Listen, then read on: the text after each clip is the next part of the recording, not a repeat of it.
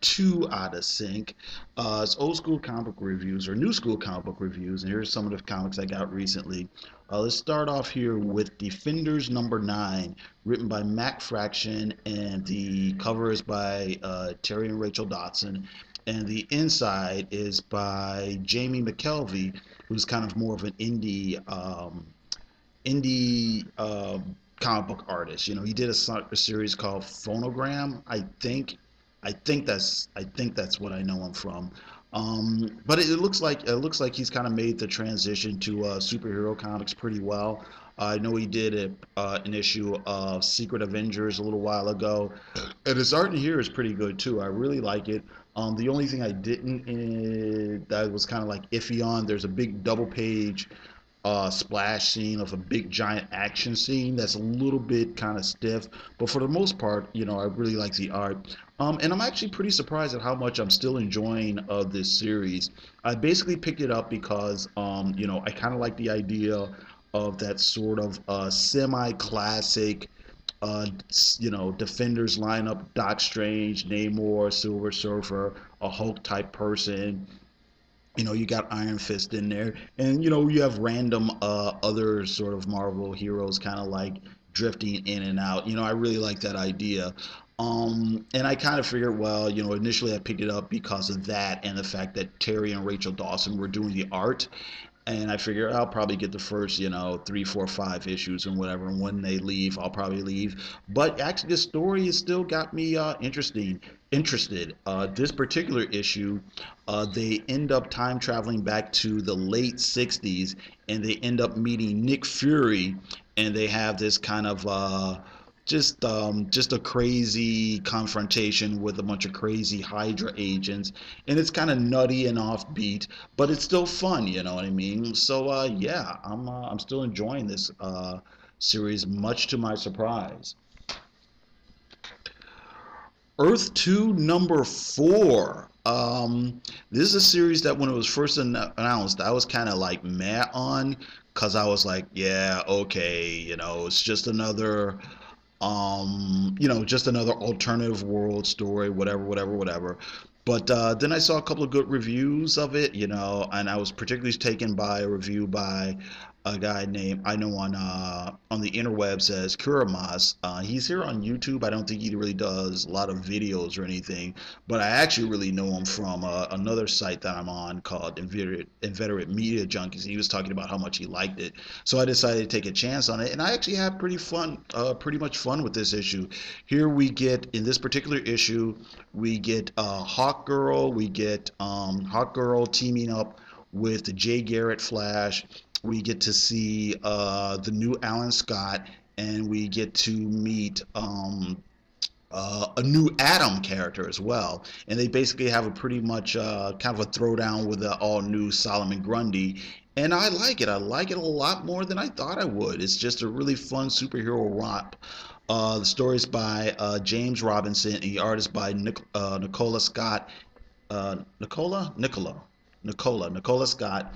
And yeah, and the art is really, really nice. I really dig all the stuff here. Wow, that's probably, well, here, just really crazy. Just solid traditional superhero art, you know. And but you know what? I'm not going to show too much of it because I don't want to give too much of the story away. But it's really neat. I really enjoyed it, and I'm probably gonna hunt down the previous issues and you know, get with that. But yeah, Earth 2. Man Thing, the Infernal Man Thing. This is a comic by a script by the late Steve Gerber. Basically, I guess he had written the script when he had come back to Marvel back in the early 2000s or whatever.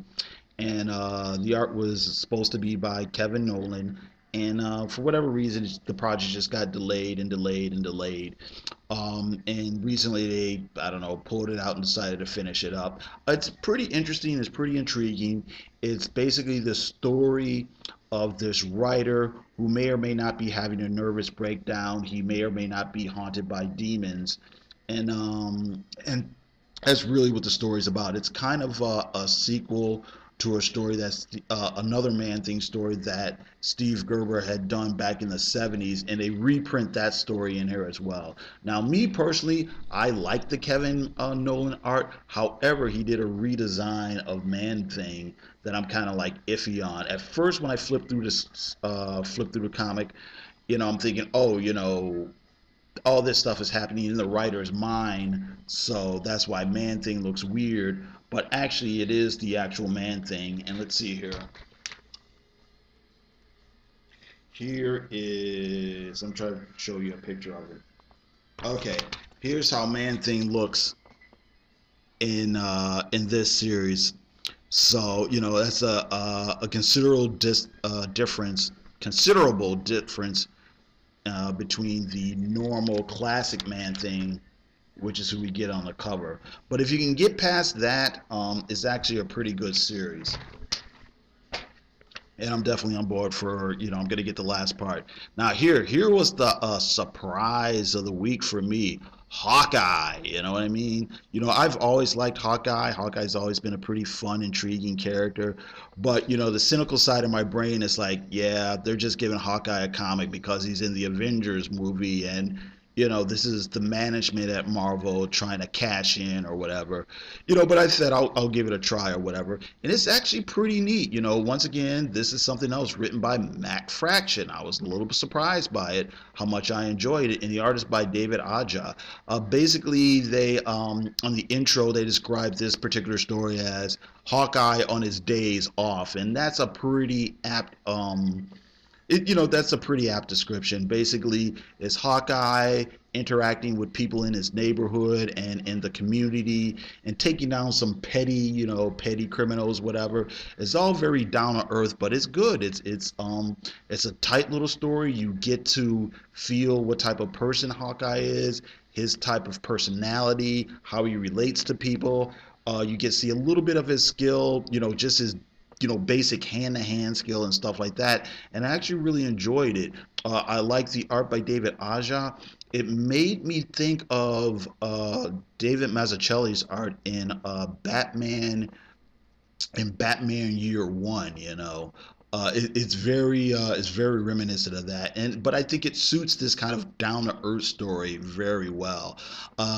If I had one quibble, maybe I would say maybe they could have shown just a little bit more of Hawkeye in his Hawkeye suit, a little bit more of Hawkeye with his bow and arrows, just because, in a way, in my mind, I'm thinking somebody who only knows Hawkeye from the movie, or some kid who might be coming to this from the cartoon series might be, they might be confused, to see him only in his suit, in the opening, and then see him walking around in his civilian clothes for most of the rest of the issue.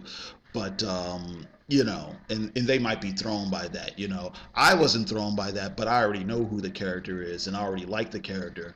But, you know what I'm saying? Somebody who's new to the character might be, well, what makes this guy a superhero when he's walking around, like I said, in the civvies and having fistfights and stuff. But having said that, I really like it. I'm really intrigued. I want to pick up the next issue.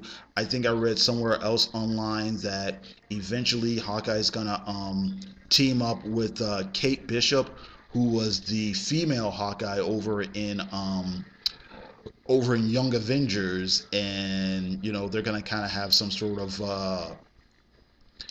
hero sidekick or mentor type relationship. So I'm curious as to how they're going to handle that, or I should say how Matt Fraction's going to handle that. So yeah, Matt Fraction really surprised me. I really like this.